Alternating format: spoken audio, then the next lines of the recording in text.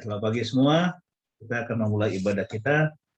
Saya persilakan Ibu Pendeta Adriana untuk memimpin.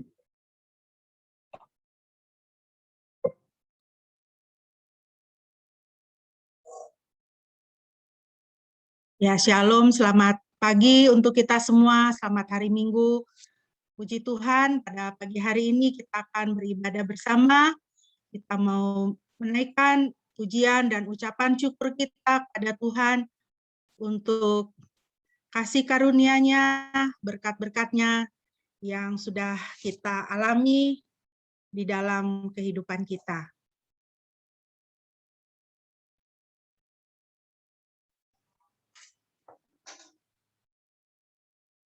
Ya, mari kita bersama-sama, kita akan menundukkan kepala, kita akan berdoa bersaat teduh sejenak.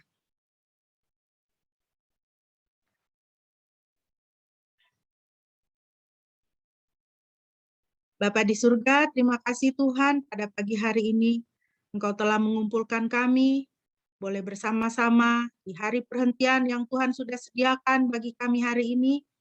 Kami mau menaikkan pujian, penyembahan kami kepadamu ya Tuhan, mengucap syukur untuk semua kebaikan Tuhan di dalam kehidupan kami, dan menikmati kebenaran-kebenaran firman Tuhan. Pimpinlah kami Tuhan pada pagi hari ini, sapalah kami, berkatilah kami di tempat di mana setiap kami berada. Terima kasih Tuhan, terpujilah namamu, di dalam nama Yesus, haleluya, amin. Mari Bapak Ibu yang dikasihi Tuhan, kita bersama-sama menaikkan pujian dari Kidung Jemaat nomor 21. Kita nyanyikan ayat 1 dan ayatnya yang kedua. Kidung Jemaat nomor 21, Hari Minggu, Hari yang Mulia.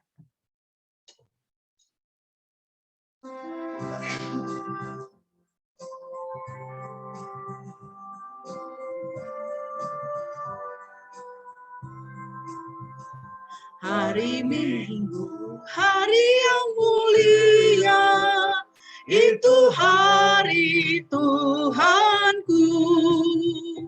Ia bawa rasa bahagia masuk dalam hatiku. Hari Minggu, hari Tuhan, hari suci dan teduh. Hari Minggu, hari Tuhan, hari suci dan teduh.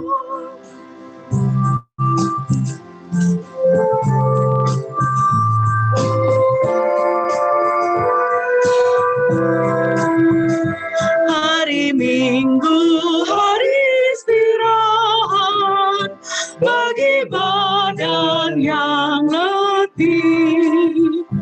Firman Tuhan turun bawa hikmat untuk hati yang sedih. Hari Minggu, hari Tuhan, hari suci dan teduh. Hari Minggu, hari Tuhan, hari suci dan teduh. Hari suci dan teduh. Mari kita mentadbiskan ibadah kita pada pagi hari ini. Ibadah kita hanya boleh jadi di dalam nama Tuhan Tritunggal yang Kudus, Bapa, Putra, dan Roh Kudus. Kasih karunia-Nya menyertai kita sekalian. Haleluya.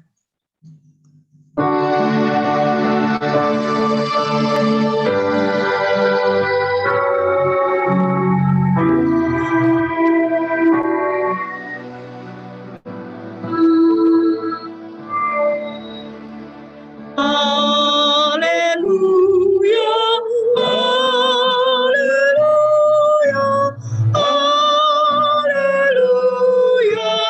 haleluya.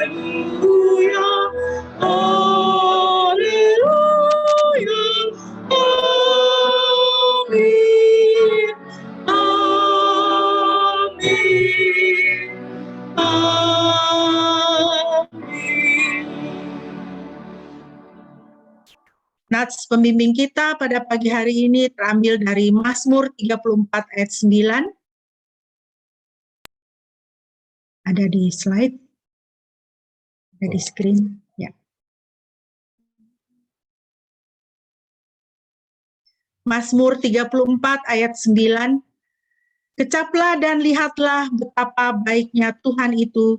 Berbahagialah orang yang berlindung padanya. Puji nama Tuhan. Bapak Ibu yang dikasihi Tuhan, biarlah kita senantiasa boleh mengalami kebaikan Tuhan di dalam kehidupan kita. Merasakan, mengalami, dan melihat betapa baiknya Tuhan bagi kita. Dan biarlah kita senantiasa melihat dan mengatakan dan mengakui bahwa kita adalah orang-orang yang berbahagia. Mengapa? Karena kita berlindung kepada Tuhan. Mari kita terus memuji Tuhan yang sangat mengasihi kita dengan menata hidup kita sebaik-baiknya. Hidup kita yang benar haruslah mengucap syukur. Kita nyatakan dalam pujian Kidung Jemaat 450, kita nyanyikan ayat 1 dan ayatnya yang ketiga.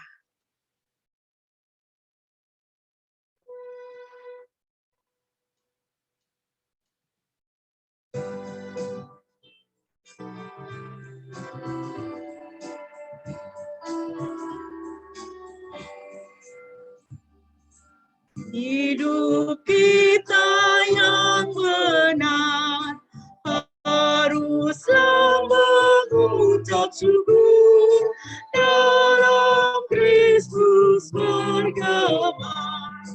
Janganlah terkebun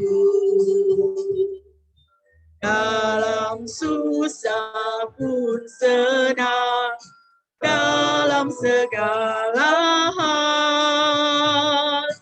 Aku bermazmur dan ucap syukur, itu kehendaknya. Ayat yang ketiga. Ayat yang ketiga.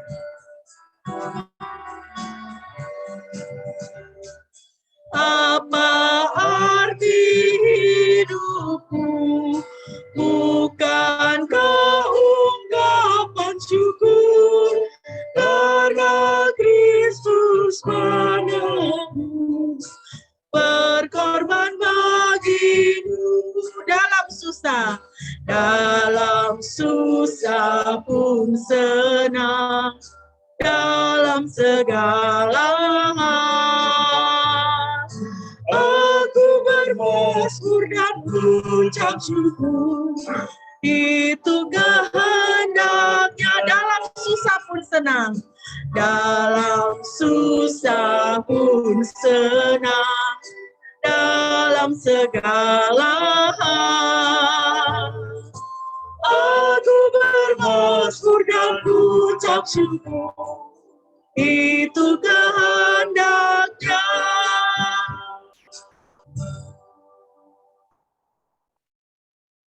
Marilah orang-orang yang berbahagia, orang-orang yang berada dalam perlindungan Tuhan, kita bermazmur bersama dari Mazmur 62 ayat 6 sampai dengan ayatnya yang ke-10. Mazmur 62 ayat 6 sampai dengan ayatnya yang ke-10. Saya akan membacakan bagi kita dan saya mengundang kita semua boleh di tempat kita masing-masing, kita juga membaca dengan bersuara Mazmur 62 ayat 6 sampai dengan ayatnya yang ke-10. Mari kita memuji Tuhan. Jiwaku menantikan Elohim saja, pengharapanku adalah dari Dia. Gunung batu dan keselamatanku, hanyalah Dia perlindunganku. Aku tidak akan tergoyahkan. Di dalam Elohimlah keselamatan dan kemuliaanku, gunung batu kekuatanku, dan perlindunganku ada di dalam Elohim. Hai umat, percayalah kepadanya setiap saat, curahkanlah isi hatimu di hadapannya. Elohim adalah perlindungan bagi kita. Sesungguhnya manusia yang berderajat rendah adalah kesia-siaan dan yang berderajat tinggi adalah penipu. Ketika naik ke atas neraca, mereka semua lebih ringan daripada kekosongan. Puji nama Tuhan.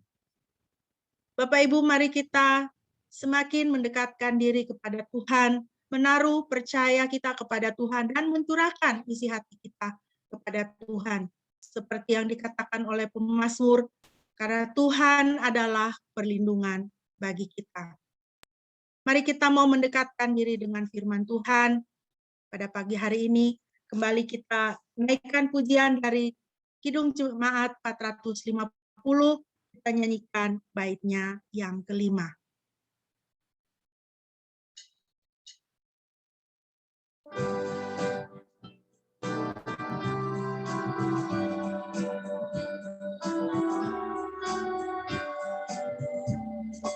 Tuhan Yesus, tolonglah, sempurnakan syukurku. Roh Kudus berkuasa di dalam hidupku, dalam susah pun senang, dalam segala hal. Aku bermasmur dan ucap syukur, itu kehendaknya dalam susah pun senang, dalam segala hal. Aku bermasmur dan ucap syukur, itu kehendaknya. Kita akan merenungkan firman Tuhan, doa dan pemberitaan firman Tuhan akan disampaikan oleh hambanya.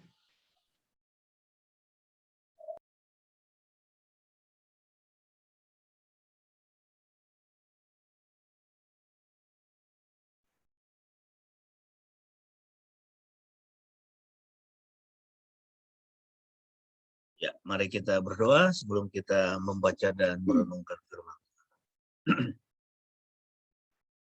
Bapa dalam surga, terima kasih untuk pagi ini. Kami boleh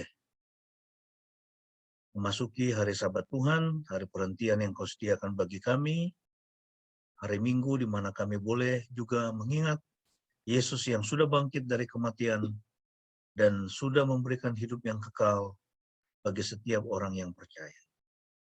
Terima kasih ya Tuhan, saat ini kami rindu lagi untuk boleh mempelajari kebenaran firman-Mu.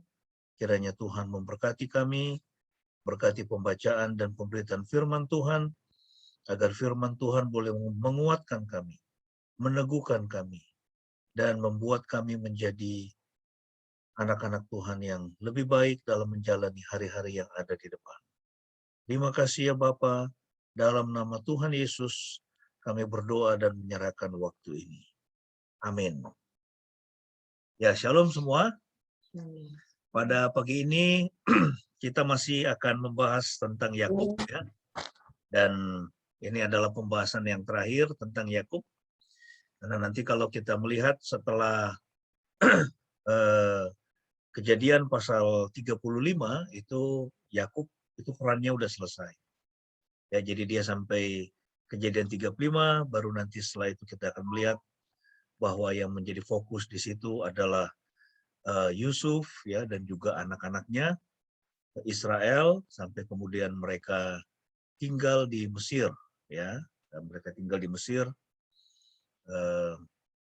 itu satu keluarga besar itu ya, dari keturunan Abraham sampai dengan bangsa Israel atau sebelum mereka keluar dari tanah Mesir. Nah, kita akan membaca dua bagian firman Tuhan.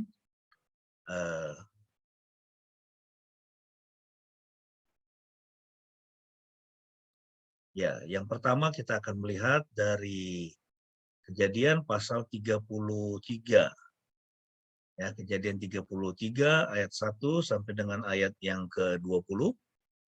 Ya, bolehkah saya minta kesediaan Dr. Sandra boleh membaca bagian ini.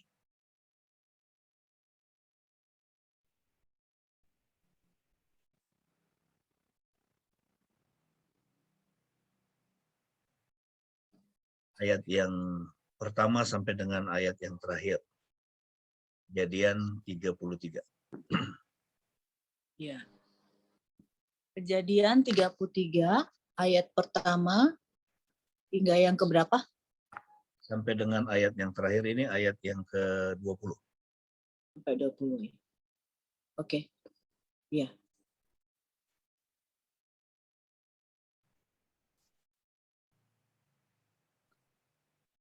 Silakan. Kejadian 33.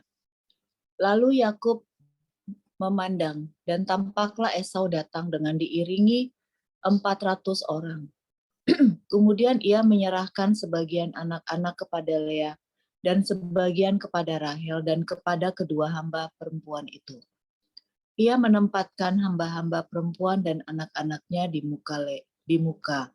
Lea dan anak-anaknya di belakang mereka, Rahel dan Yusuf di bagian terakhir. Dan ia sendiri berjalan di depan mereka dan sujud ke tanah 7 kali sampai ia mendekat kepada kakaknya. Esau berlari untuk menjumpainya, memeluk dan bersandar di lehernya. Ia menciumnya dan mereka berdua menangis. Ia memandang dan melihat wanita-wanita serta anak-anak itu. Lalu berkata, "Siapakah orang-orang ini bagimu?" Yakub menjawab, "Inilah anak-anak yang telah dikaruniakan Elohim kepada hambamu." Lalu mendekatlah hamba-hamba perempuan itu beserta anak-anaknya dan mereka sujud. Mendekatlah Lea dan anak-anaknya dan mereka juga sujud. Sesudah itu mendekatlah Yusuf dengan Rahel, mereka pun sujud. Berkatalah Esau, "Apakah maksudmu dengan..." Berkatalah Esau,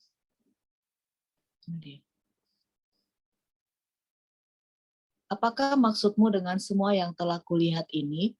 Dan ia menjawab, "Untuk mendapatkan kemurahan tuanku." Esau berkata, "Aku telah mempunyai banyak adikku. Apa yang kau miliki, biarlah itu untukmu." Tetapi aku berkata, "Janganlah begitu. Jika aku mendapat kemurahanmu, maka engkau harus menerima pemberianku. Karena memang aku melihat wajahmu seperti melihat wajah Elohim. Engkau telah berkenan kepadaku. Terimalah pemberianku yang telah kubawa untukmu, karena Elohim telah memberi kemurahan kepadaku dan karena aku mempunyai segala-galanya." Lalu ia membujuknya sehingga ia mau menerimanya. Lalu Esau berkata, "Marilah kita bersiap dan berangkat, dan biarlah aku berjalan di depanmu."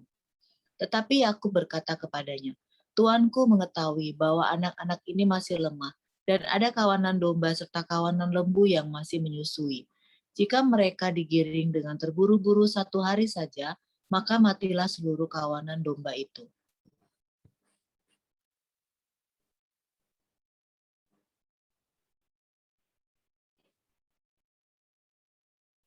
Biarlah tuanku berjalan lebih dahulu, dan aku akan menyusul perlahan-lahan sesuai dengan langkah iring-iringan yang berjalan di depanku, dan sesuai dengan langkah anak-anak, sampai aku tiba di Seir kepada tuanku. Esau berkata, "Biarlah aku menempatkan beberapa orang yang ada bersamaku." Tetapi ia berkata, "Mengapa aku mendapat kemurahan sedemikian di mata tuanku?" Pada hari itu Esau kembali menuju Seir. Dan Yakub berangkat menuju Sukot. Lalu ia mendirikan rumah, dan ia membuat tempat berteduh bagi ternaknya. Itulah sebabnya ia menyebut nama tempat itu Sukot. Dan Yakub tiba dengan selamat di kota Sikem yang ada di tanah Kanaan, ketika ia datang dari Padan Aram. Ia membangun kemahnya di hadapan kota itu. Kemudian ia membeli dari orang Hemor, ayah Sikem, sebidang tanah dari ladang tempat ia memasang kemahnya, dengan harga 100 kesita. Ia mendirikan sebuah mezbah dan menyebutnya, "Elohim Israel, ialah Elohim." Ya, terima kasih. Berikutnya kita akan baca Kejadian 35. Bolehkah saya minta kesediaan dari Ibu Eva. Ibu Eva bisa membaca buat kita?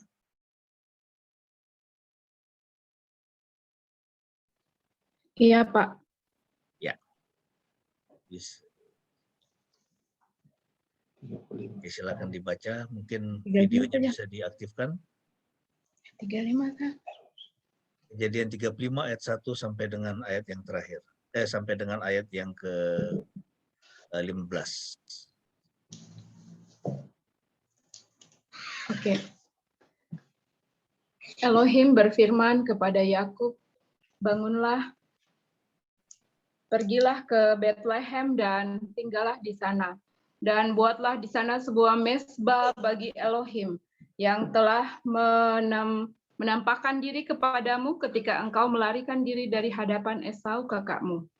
Kemudian Yakub berkata kepada seisi rumahnya dan kepada semua orang yang bersama-sama dengannya, singkirkanlah ilah-ilah asing yang ada di tengah-tengah kamu dan bersihkanlah dirimu dan tukarlah pakaianmu. Marilah kita bangkit dan pergi ke Betel, dan di sana akan membuat sebuah mezbah bagi Elohim yang menjawab aku pada hari kesesakanku dan menyertai aku di jalan yang telah kutempuh. Dan mereka menyerahkan kepada Yakub segala ilah asing yang ada di tangan mereka, dan anting-anting yang ada di telinga mereka. Lalu Yakub menamainya, menanamnya di bawah pohon terbatin yang ada di Sikem.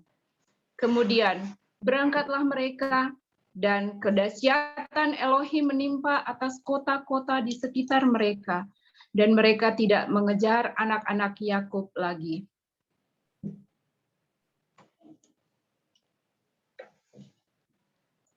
Lalu tibalah Yakub di Luz yang ada di tanah Kanaan, yaitu Betel, ia dan semua orang yang bersamanya. Dan ia mendirikan sebuah mezbah di situ dan menyebut tempat itu El Betel, Elohim atas Betel, karena di sana Elohim telah menyatakan diri kepadanya, dan ketika ia melarikan diri dari kakaknya. Kemudian meninggallah Deborah pengasuh Ribka, dan ia dikuburkan di daratan rendah Betel, di bawah pohon Tarbatin, dan nama tempat itu disebut Tarbatin Ratapan. Elohim menampakkan diri lagi kepada Yakub ketika ia keluar dan pada Aram, dan memberkatinya. Elohim berfirman kepadanya, namamu Yakub, namamu tidak akan lagi disebut Yakub, melainkan Israel. Ialah yang menjadi namamu. Demikianlah dia menyebut namanya Israel. Dan Elohim berfirman kepadanya, akulah El Shaddai, Elohim yang Maha Kuasa. Beranak cuculah dan bertambah banyaklah. Satu bangsa dan sekumpulan bangsa akan terbit darimu, dan raja-raja akan berasal daripadamu. Dan negeri yang telah kuberikan kepada Abraham dan Ishak itu akan kuberikan kepadamu, bahkan kepada keturunanmu sesudah engkau. Akan kuberikan negeri itu. Ya, terima kasih Bu Eva. Sama-sama, Pak.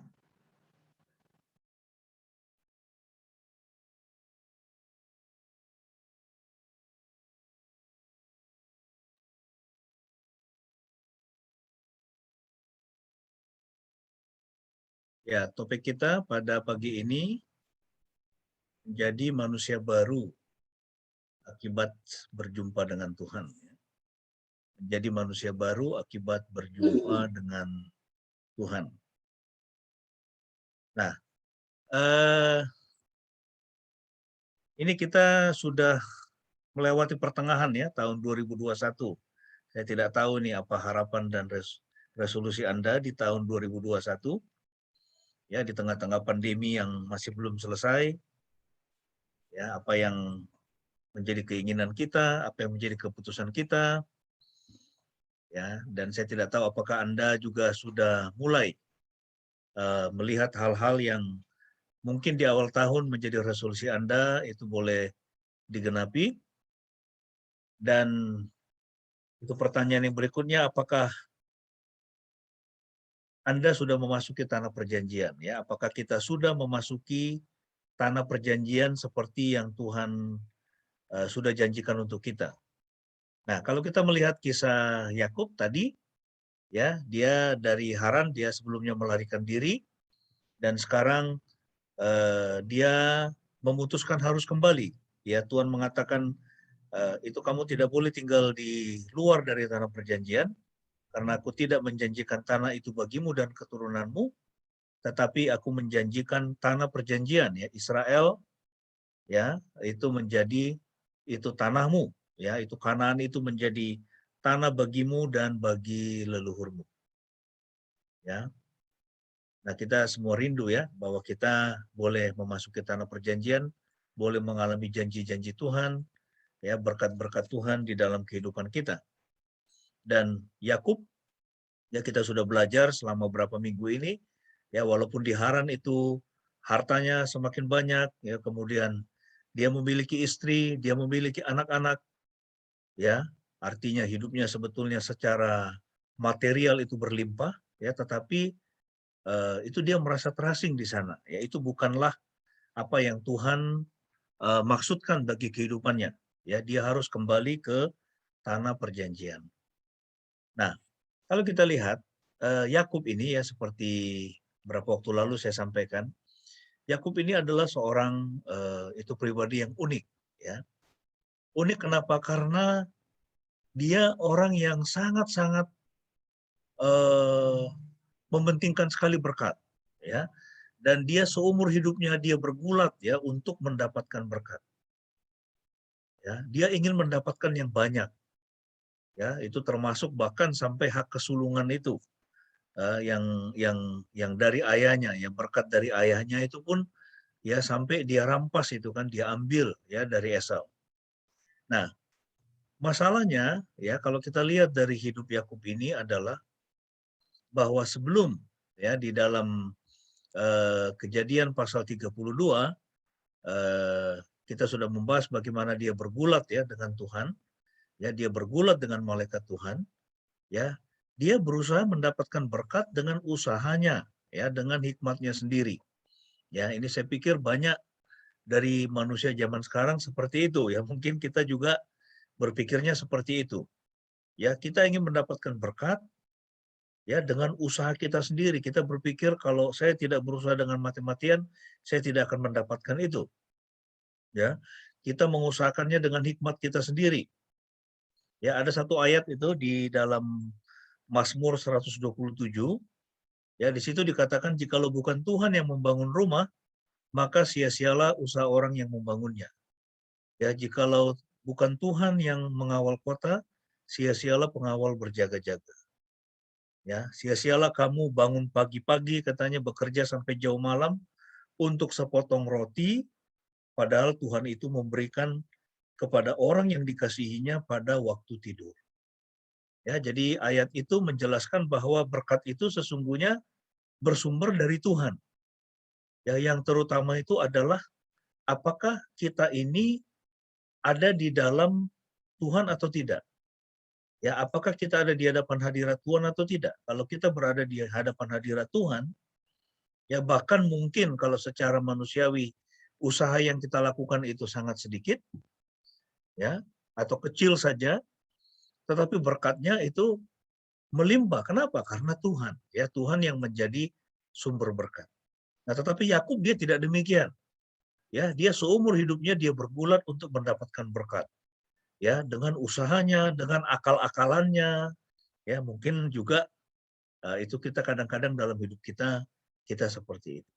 Dan kita sudah belajar bagaimana Yakub dia memanfaatkan rasa lapar itu kakaknya Esau, ya, untuk mendapatkan hak kesulungan. Ya, nah, ini sebetulnya kalau kita lihat peristiwa ini sebetulnya tidak terlalu salah juga loh, ya, si Yakub itu kemudian dia mengelabui itu bapaknya, ya. Dia kan mengelabui ayahnya Ishak. yang matanya sudah rabun demi memperoleh berkat. Ya, yaitu berkat kesulungan. Kenapa? Kan berkat kan itu kan sudah dijual oleh Esau kan kepadanya, ya, itu apa namanya? Dengan harga semangkok sup kacang merah itu ya, itu sup brenebon kalau sekarang itu. Ya. Jadi sebetulnya itu tidak terlalu salah juga begitu, dan seharusnya Esau itu pun sadar bahwa dia sudah menjual hak kesulungan itu. Ya, hanya dengan itu semangkok sup kacang merah. Ya, jadi kita lihat bagaimana Esau itu dia memandang rendah hak kesulungan itu, ya, oleh karena dia sedang lapar. Nah, jadi kemudian itu dipakai oleh si Yakub untuk mengelabui ayahnya Ishak yang matanya sudah rabun, dan kita sudah belajar bahwa menyadari dia sudah dikelabui, maka Esau bersumpah dia akan membunuh Yakub sehingga Yakub harus lari hanya dengan membawa tongkat kayu. Jadi kalau kita melihat ya, apa yang terjadi dalam hidup Yakub, betul dia ini mengusahakan berkat dengan kekuatannya sendiri, kemudian dia memakai rasa lapar ayahnya, rasa lapar dari kakaknya untuk mendapatkan hak kesulungan, ya, dan juga dia mengelabui ayahnya Ishak yang matanya sudah rabun, ya, demi memperoleh berkat kesulungan. Ya, itu betul bahwa dia mengusahakan berkat itu dengan kekuatan, dengan nikmatnya sendiri. Tetapi di sisi yang lain kita bisa melihat juga bahwa Esau ini pun, ya, ini ternyata dia bukan seorang yang fair kalau saya lihat. Ya, Esau ini dia bukan seorang yang fair. Dia kan sudah menjual hak kesulungan itu kan. Ya, tapi kenapa kemudian dia harus mengancam, dia bersumpah akan membunuh Yakub kalau ayahnya sudah meninggal? Karena berkat kesulungan itu sudah, ya, diberikan oleh ayahnya kepada Yakub. Kan dia sudah menjual. Ya, ya memang ya itu dalam dunia kita itu melihat ada orang-orang seperti itu ya, yang tidak fair. Jadi kita bisa mengerti ya, itu perasaan takut dari Yakub ini ketika dia kembali ke tanah perjanjian, lalu mengirim utusan untuk menemui Esau, dan dia begitu ketakutan karena utusannya itu melaporkan bahwa Esau datang menghampiri dia dengan membawa 400 orang. Sehingga itu pasti itu pikiran buruk aja di dalam benak si Yakub ini ada apa ini? Kok sampai kakak saya datang dengan membawa 400 orang? Ya pastilah dia datang untuk membunuh saya. Ya karena dia sudah pernah bersumpah bahwa dia akan membunuh Yakub. Ya sehingga Yakub itu harus lari. Kemudian kita juga melihat ya bagaimana Yakub ini ya, itu kalau sebelumnya dia dikelabui oleh Laban, tapi pada akhirnya kita lihat dia mengelabui Laban dalam kaitan kambing domba, ya, sehingga kambing domba dan hartanya menjadi lebih banyak ya daripada milik si Laban. Ya, nah jadi inilah Yakub, ya, orang yang seumur hidupnya dia bergulat, dia berjuang ya untuk mendapatkan berkat, dan di dalam usahanya itu seringkali dia tidak berkonsultasi dengan Tuhan, dia tidak bertanya dengan Tuhan, ya, tetapi dia mengusahakan dengan kekuatannya sendiri. Nah, tetapi di sini kita bisa melihat, saudara, ya, bahwa ketika Tuhan sudah memilih seseorang, ya, tidak peduli karakternya itu seperti apa, ya, yang maunya sendiri, ya, itu dengan akal-akalannya sendiri, ya, tetapi karena Tuhan sudah memilih dia berdasarkan perjanjian Tuhan dengan Abraham, kakeknya, dengan Ishak ayahnya, dan kemudian Tuhan memilih dia bukan karena dia baik, bukan karena dia benar. Ya, tetapi Tuhan di dalam kedaulatannya, ya, di dalam free choice-nya, ya, dia memilih Yakub untuk kemudian nanti menurunkan bangsa Israel yang kemudian nanti akan menurunkan Mesias Yesus Kristus. Ya, karena Tuhan mau berurusan di dalam kehidupan Yakub.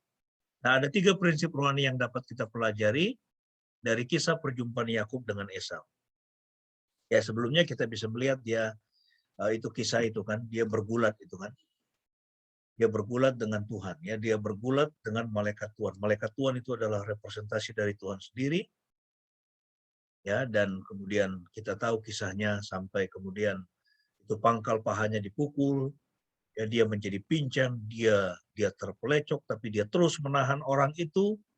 Lalu kemudian dia mengatakan, aku tidak akan membiarkan engkau pergi sebelum engkau memberkati aku. Ya, dia tahu bahwa dia sedang berhadapan dengan Tuhan dan dia mengharapkan, ya desperately, ya dia mengharapkan berkat dari Tuhan. Nah, ada 3 prinsip rohani yang dapat kita pelajari dari kisah perjumpaan Yakub dengan Esau. Yang pertama adalah bahwa di luar tanah perjanjian, ya, di luar Kanaan, Yakub itu merasa terasing. Ya, dia seperti orang asing. Ya, dan dia melihat bahwa dia perlu untuk dibebaskan. Ya, di luar tanah perjanjian, Yakub merasa terasing dan dia memerlukan pembebasan. Nah, apa aplikasi buat kita? Bahwa kalau saat ini kita melihat hidup kita ini, kita belum berada di tanah perjanjian. Ya, masih wandering, masih mengembara. Ya, ini masih belum tahu nih saya mau bikin apa ini. Ya, kita masih belum mengalami damai sejahtera dalam hidup kita. Kita masih belum mengalami damai sejahtera di tengah-tengah keluarga kita. Kita masih belum mengalami damai sejahtera dengan pekerjaan kita misalnya. Ya, kita masih cari-cari, ini apakah ini dari Tuhan atau belum? Ya, atau bukan dari Tuhan. Ya, maka kita pun membutuhkan pembebasan. Ya, sama seperti Yakub ini. Dan untuk itu, ya sama seperti Yakub, kita perlu bergulat dengan Tuhan. Ya, ini sering sekali yang terjadi adalah kita menganggap ya berurusan dengan Tuhan itu hal yang remeh-temeh. Ya, kita tidak mengambil waktu untuk mencari Tuhan, ya, mencari kehendak-Nya. Ya, nah jadi pelajaran dari kisah perjumpaan Yakub dengan Tuhan, juga perjumpaan Yakub dengan Esau ini, ya, itu mengajari kita bahwa kita perlu bergulat dengan Tuhan sebelum ya Tuhan memberkati kita, sebelum Tuhan kemudian menyatakan kehendak-Nya di dalam kehidupan kita. Nah, itu caranya bagaimana? Ya, kita perlu mengetahui apa rencana dan kehendak Tuhan bagi hidup saya. Caranya bagaimana? Ada cara yang sangat simpel sekali. Yang pertama itu adalah doa. Dan yang kedua itu adalah membaca firman Tuhan. Atau membaca firman Tuhan lalu kemudian berdoa. Lalu kemudian menunggu waktu Tuhan. Ya, baca firman Tuhan, berdoa, menunggu waktu Tuhan. Atau berdoa, membaca firman Tuhan, lalu menunggu waktu Tuhan, menunggu jawaban dari Tuhan. Ya, ini kita hidup di tengah-tengah dunia yang ya penuh dengan apa? Ketergesa-gesaan, orang terburu-buru. Ya, dan sering sekali yang terjadi itu apa? Kurang komitmen.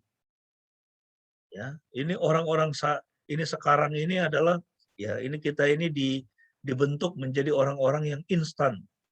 Maunya serba cepat. Ya, tidak kuat menderita. Ya, itu ketika menghadapi itu kesulitan hidup, itu tantangan hidup, mau cepat-cepat selesai. Ya, itu terburu-buru mencari jawaban. Ya, itu tidak belajar untuk mengetahui kehendak Tuhan, mengetahui waktu Tuhan. Kita perlu berdoa. Ya, dan mencari Tuhan, ya, mencari wajahnya. Alkitab mengatakan, ya, carilah Tuhan selama Ia berkenan ditemui, berserulah kepadanya selama Ia dekat. Carilah wajahnya selalu. Ya, nah kita perlu melakukan itu, saudara. Ya, dan kalau Tuhan sudah menyatakan apa rencana dan kehendak-Nya bagi hidup saya, maka kita harus berjalan sesuai dengan maksud Tuhan itu. Ya, pasti akan menghadapi tantangan, pasti akan menghadapi kesulitan. Ya, saya dulu sebelum tinggal waktu awal-awal saya ya waktu itu belum tinggal di Jogja ya. Itu saya masih studi lagi kemudian ke Singapura. Ya, tapi Tuhan sudah menyatakan kepada saya bahwa ya itu kamu harus tinggal di Jogja. Kamu harus melayani di situ. Ya, saya balik ke Jogja setelah selesai kuliah. Kemudian itu si Kora sudah ada di perut maminya. Ya, dan itu pada waktu itu terjadi apa? Krismon. Ya. nggak mudah bagi saya, nggak mudah sekali pada waktu itu. Lalu kemudian itu Corazon baru 6 bulan, lalu istri saya hamil lagi tuh si Sen. Nah, kebutuhan-kebutuhan banyak. Ya. Nah, tetapi karena Tuhan yang menyatakan, yo harus di sini. Dan saya bersyukur kepada Tuhan, ya, saya dengan istri saya, walaupun kami tinggal di Jogja, tapi pelayanan yang Tuhan izinkan itu bahkan sampai ke seluruh dunia. Melalui tulisan-tulisan, buku-buku yang diterjemahkan, melalui website, itu menjangkau sampai ke seluruh dunia. Nah, jadi sebetulnya bukan soal di mana kita tinggal, tapi apa rencana kehendak Tuhan bagi hidup saya. Kita perlu untuk menggumuli itu. Kita perlu untuk apa? Itu mencari Dia. Ya, bergulat dengan Tuhan. Lalu kemudian kalau Tuhan sudah nyatakan, ya jangan gampang menyerah. Jangan ketika menghadapi kesulitan lalu kita pergi gitu. Jangan. Ya, ini seperti Pak Apolos dan Ibu Eva misalnya kan. Ya, itu kalau sudah meyakini Tuhan panggil untuk boleh bekerja, melayani di sana, itu di Somlaki, ya, itu lakukan itu dengan sungguh-sungguh dan bangunlah wilayah itu. Ya, supaya lebih banyak murid-murid Yesus yang boleh kalian hasilkan di daerah itu. Jadi ini yang pertama. Ya, di luar tanah perjanjian Yakub merasa terasing dan dia memerlukan pembebasan. Dan kalau hari ini kita merasa bahwa kita belum memasuki tanah perjanjian, ya kita pun membutuhkan pembebasan. Itu yang pertama. Yang kedua, ya terkadang Tuhan harus membuat kita terpelecok. Ya. Ini seperti yang dialami oleh Yakub ini ya di Kejadian pasal 32. Terkadang Tuhan harus membuat kita terpelecok. Ya, ini simbol apa? Itu ketidakberdayaan. Ya, sebelum kita mulai belajar mengandalkan Tuhan. Ya, jadi sebelumnya kita lihat Yakub ini dia berusaha dengan kekuatannya sendiri kan. Dia selalu ya dengan kekuatannya sendiri, dengan akal-akalannya sendiri, dia tidak bertanya dulu kepada Tuhan. Ya, sehingga ya Tuhan kemudian waktu dia sedang dalam perjalanan kembali ke tanah perjanjian, ke tanah Kanaan, ya Tuhan sendiri datang dan Tuhan bergulat dengan dia. Dia harus bergulat dengan Tuhan, ya, dan Tuhan harus memukul pangkal pahanya, ya, sampai dia kemudian tidak berdaya sebelum Tuhan memberkati dia. Nah, jadi inilah simbolnya apa? Bahwa seringkali Tuhan memukul kita, dan kalau Tuhan memukul kita, ya kita harus belajar untuk ya berdiam diri, ya mendengar. Ya, kalau Tuhan sudah memukul kita, kita harus berdiam diri, kita mendengar ketika kita tidak berdaya. Ya supaya apa? Supaya kita belajar untuk mengandalkan Tuhan. Ya, manusia sekarang ini Saudara, ya, manusia sekarang kalau kita lihat secara general itu mengandalkan apa? Mengandalkan otaknya. Ya, itu mengandalkan itu akal budi itu sangat dipentingkan sekali kan? Logika itu sangat dipentingkan sekali kan? Lalu kemudian karena manusia sekarang itu biasa hidupnya senang, ketika ada kesulitan dia tidak tahan. Ya, itu dia tidak tahan, lalu kemudian dia berusaha mencari solusi yang secepatnya untuk menyelesaikan masalahnya. Ya, tidak bertanya kepada Tuhan dulu. Ya, kita perlu belajar untuk mengandalkan Tuhan, bertanya kepada Tuhan, apa yang Tuhan inginkan? Apa yang Tuhan mau dari hidup saya? Ya, apalagi di tengah-tengah pandemi seperti sekarang ini. Ya, kita menghadapi pilihan-pilihan yang sulit kan ini sekarang. Ya, ini pilihan-pilihan yang sulit saat ini yang sedang kita yang harus kita hadapi, dan kita perlu bertanya Tuhan. Kita perlu meminta hikmat dari Tuhan. Tuhan, apakah kalau saya melakukan ini itu benar, atau kalau saya melakukan itu benar atau tidak? Ya, kita perlu bertanya kepada Tuhan. Kita perlu belajar untuk mengandalkan Tuhan. Nah, mengapa Tuhan membuat Yakub ini dia menjadi tidak berdaya? Ya, dia pukul pangkal pahanya sehingga dia terpelecok ya, dia menjadi tidak berdaya. Tujuannya apa? Supaya Yakub itu memperhatikan. Ya, jadi kadang-kadang Tuhan juga mendisiplinkan kita itu, ya memukul kita di satu atau dua tempat itu supaya apa? Supaya kita memperhatikan, karena seringkali apa? Ya ketika semuanya baik-baik saja kita tidak memperhatikan. Ya kita bersikap masa bodoh. Ya supaya kita memperhatikan. Ini penting, Saudara. Yang kedua, supaya kita berhenti mengandalkan kemampuan kita sendiri. Ya, memperhatikan, lalu kemudian berhenti mengandalkan kemampuan kita sendiri. Ya, nah jadi kalau Tuhan itu memukul kita dan kita merasa bahwa Dia sedang memukul kita, itu biasanya ada dua tujuan Tuhan. Yang pertama itu adalah untuk mendisiplinkan kita. Karena apa? Karena kita sudah menyimpang. Karena kita sedang berdosa atau kita lagi berbuat dosa, itu Tuhan pukul. Jadi itu sebagai disiplin. Tapi kadang-kadang Tuhan memukul kita sebetulnya walaupun kita tidak berdosa, seperti si Ayub itu tujuannya apa? Karena Tuhan sedang menguji kita. Tuhan sedang menguji iman kita. Ya, apakah kita tetap mengasihi Tuhan? Ya, apakah kita tetap mau beribadah kepada Tuhan? Ini zaman sekarang ini berapa banyak orang kan yang kemudian jadi meninggalkan Tuhan ketika mengalami kesulitan hidup. Ya, itu saya belajar dari peristiwa Krismon di dunia di banyak negara ya pada waktu itu, dan di Indonesia tahun 98, 97, 98. Dulu saya berpikir bahwa ketika manusia itu menghadapi kesulitan, dia pasti akan mencari Tuhan. Ternyata tidak, Saudara. Kalau kita membaca di dalam kitab Wahyu, ya, justru ketika Tuhan memukul manusia atau Tuhan mendisiplinkan manusia, cukup banyak orang yang justru apa? Mengutuk-kutuk Tuhan. Ya, meninggalkan Tuhan, tidak peduli dengan Tuhan. Ya, boro-boro untuk mengandalkan Tuhan. Ya, nah, tetapi di dalam prinsip kerajaan surga, Tuhan itu mau supaya kita itu belajar untuk kita harus berhenti mengandalkan kemampuan kita sendiri. Kita perlu memperhatikan, lalu kemudian kita perlu berhenti untuk mengandalkan kemampuan kita sendiri. Mengandalkan hikmat kita sendiri. Karena apa? Ya, itu bisa jadi kita salah. Ya, nah ini yang kedua.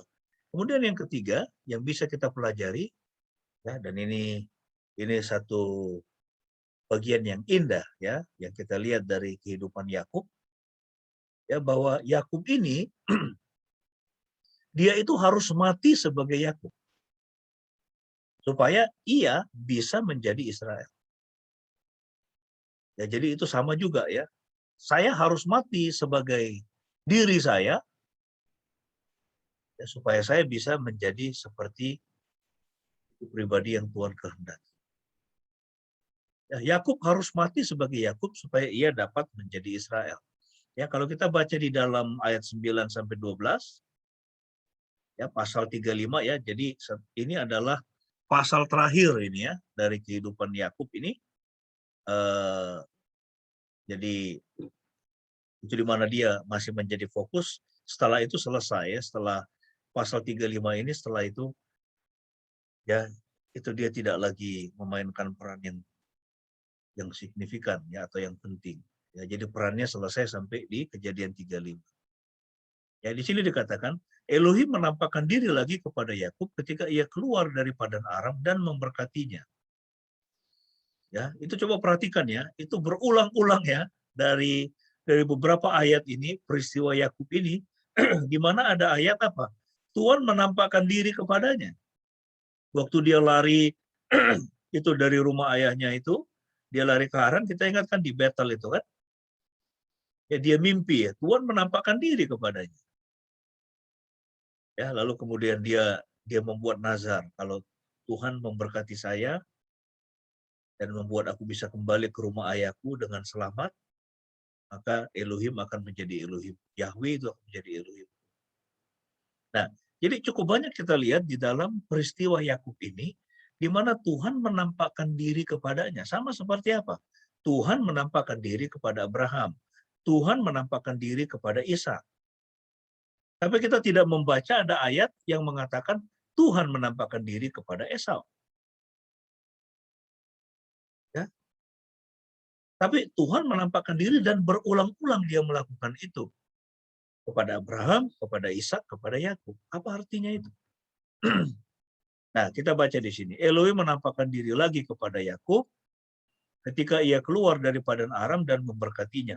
Elohim berfirman kepadanya, namamu Yakub, namamu tidak akan lagi disebut Yakub, melainkan Israel. Ini kali kedua ya, Tuhan ingatkan dia. Sebelumnya di Kejadian pasal 32. Tuhan mengganti namanya. Sekarang Tuhan ingatkan lagi dia. Elohim berfirman kepadanya, namamu Yakub, namamu tidak akan lagi disebut Yakub, melainkan Israel. Itulah yang akan menjadi namamu. Demikianlah dia menyebut namanya Yahweh, menyebut namanya Israel. Jadi nama Israel itu berasal dari Tuhan. Dari Yahweh. Ya, Israel itu bukan nama bikinan manusia. Namanya Yakub itu orang tua ya itu si Yakub ya, Ishak itu memberi nama kepada anaknya Yakub. Tapi Tuhan ganti nama itu menjadi Israel. Demikianlah dia menyebut namanya Israel. Ya, jadi nama Israel itu nama dari Tuhan. Ya, itu sama seperti Yesus kan? Ya, ketika malaikat Gabriel datang kepada Yusuf, ya itu suami Maria ya, itu tunangannya. Lalu memberitahukan Maria, tunanganmu sedang mengandung, ya itulah Mesias. Engkau harus menamai dia Yesus. Yesus itu juga nama dari surga, nama dari Tuhan sendiri, dan sebetulnya itu adalah nama Tuhan sendiri. Ya, karena Yesus itu dari kata Yesua, artinya Yahweh Sua, Yahweh Sang Penyelamat. Ya. Nah, jadi kembali ke Yakub ini. Di sini dikatakan, demikianlah dia menyebut namanya Israel. Dan Elohim berfirman kepadanya, akulah El Shaddai. Itu saya lupa El Shaddai artinya apa? Maha Kuasa. Ya, El Shaddai, Elohim, ya, jadi Tuhan yang Maha Kuasa itu El Shaddai. Ya. Elohim yang Maha Kuasa itu ada arti. Beranak cuculah, lihat ya, ini kalau Anda perhatikan, ini kan pengulangan ini kan. Ini pengulangan janji Tuhan. Anda bisa ketemu itu, Tuhan mengucapkan kalimat yang sama kepada Abraham, juga kepada Ishak. Sekarang, Tuhan ulang lagi kepada Yakub. Dan Elohim berfirman kepadanya, akulah El Shaddai, Elohim yang Maha Kuasa, beranak cuculah, dan bertambah banyaklah. Satu bangsa dan sekumpulan bangsa akan terbit darimu. Dan raja-raja akan berasal daripadamu. Dan negeri yang telah kuberikan kepada Abraham dan Ishak, lihat ya, diulang lagi di sini. Negeri yang telah kuberikan, kata Tuhan, kepada Abraham dan Ishak, itu akan kuberikan kepadamu, bahkan kepada keturunanmu. Sesudah engkau akan kuberikan negeri itu. Itu tadi saya menjelaskan bahwa ini adalah itu pasal terakhir ya, di mana Yakub itu dia memainkan itu peran di situ. Dan setelah ini, saudara, setelah peristiwa ini, di ayat-ayat berikutnya terus ya di seluruh Alkitab, di seluruh perjanjian lama Anda akan menemukan Yahweh, Tuhan itu disebut sebagai, tidak hanya sebagai Tuhan Israel, tapi dia juga disebut sebagai apa? Elohimnya Abraham, Ishak, dan Yakub. Ya, kenapa Yahweh atau Tuhan itu disebut Tuhannya atau Elohimnya Abraham, Ishak, dan Yakub? Karena itu kepada ketiga tokoh inilah, patriark inilah, Tuhan menyatakan dirinya. Tuhan menampakkan dirinya. Tuhan mengikat perjanjiannya. Dan perjanjiannya itu adalah perjanjian yang kekal. Perjanjian yang tanpa syarat. Ya, eternal covenant dan unconditional covenant. Jadi tidak bergantung pada keberhasilan perjanjian itu, bukan bergantung kepada Abraham, Ishak, dan Yakub. Mereka ini orang-orang biasa sama seperti kita. Tetapi bergantung kepada Tuhan sendiri. Karena ini adalah perjanjian kehidupan, perjanjian berkat bagi semua orang, bagi semua bangsa. Yang kemudian nanti kita lihat klimaksnya pada Kristus, ya, setelah dia datang dan menyelesaikan karya tersebut. Jadi poin yang ketiga kita bisa pelajari di sini, Yakub harus mati sebagai Yakub supaya ia dapat menjadi Israel. Ya, Yakub itu artinya penipu, Israel itu adalah the Prince of Elohim. Ya, jadi nama Israel itu dari Tuhan. Jadi kita juga harus mati sebagai diri kita supaya kita bisa